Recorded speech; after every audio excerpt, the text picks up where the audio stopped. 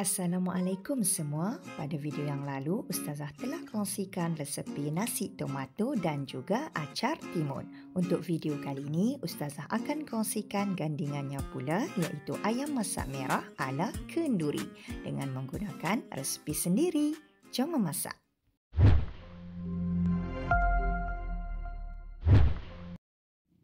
Satu ekor ayam yang telah pun siap dicuci bersih dan dipotong, masukkan sedikit garam dan sedikit serbuk kunyit.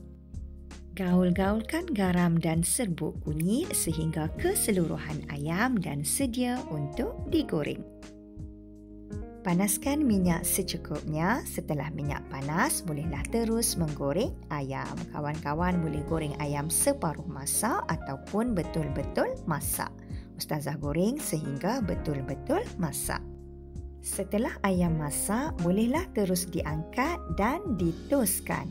Ulangi proses yang sama sehingga habis. Ketepikan dahulu.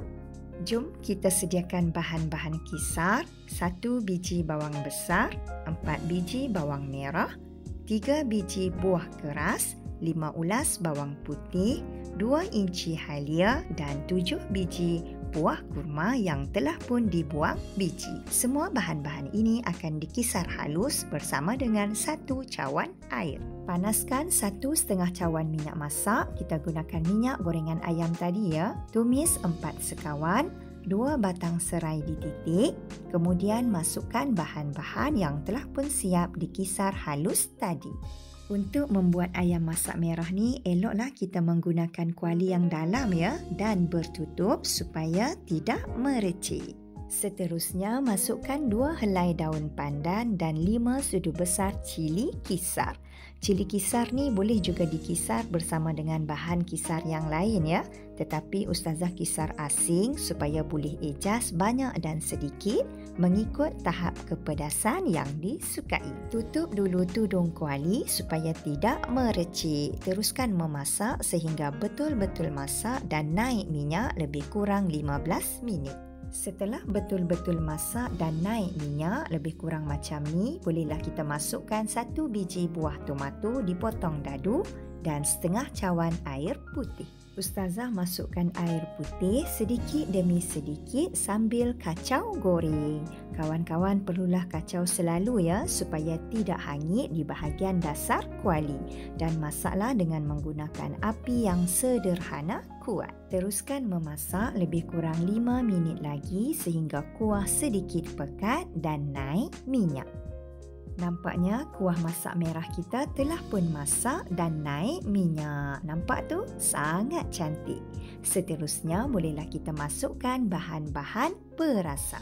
Masukkan 1 sudu besar gula, 1 sudu besar sos tiram, 1 sudu kecil garam dan 1/4 cawan susu cair. Kawan-kawan boleh juga kalau nak tambah serbuk perasa. Gaul-gaulkan sehingga semua bahan perasa larut dan mesra. Seterusnya, bolehlah kita masukkan ayam yang telah pun siap digoreng tadi. Terus kacau goreng sehingga ayam disaluti dengan kuah masak merah. Teruskan memasak lebih kurang 2 minit lagi. Tutup dulu tudung kuali supaya ayam sebati. Setelah 2 minit berlalu, jom kita lihat ayam masak merah. Nampak tu? Sangat cantik dengan kuah yang sedikit pekat dan naik minyak. Cantik kan? Akhir sekali, kita akan masukkan hirisan bawang Holland dipotong bulat. Bawang ni sedap ya dan rasanya manis. Kemudian taburkan sedikit daun bawang. Terus kacau goreng, ayam masak merah siap. Kawan-kawan cubalah ya resepi ayam masak merah ala kenduri yang sangat istimewa ni. Ustazah masukkan buah kurma yang dikisar bersama dengan bahan-bahan kisar yang lain. Sangat sedap. Ayam masak merah sedia untuk dihidangkan. Sesuai dimakan bersama dengan nasi tomato. Kawan-kawan bolehlah lihat resepi nasi tomato pada video yang terdahulu. Ayam masak merah ni juga sesuai dimakan bersama dengan nasi biryani, nasi hujan panas ataupun nasi minyak. Silakan subscribe, komen, like dan share.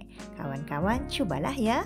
Resepi ayam masak merah ala kenduri, resepi dari ayam tangan Ustazah.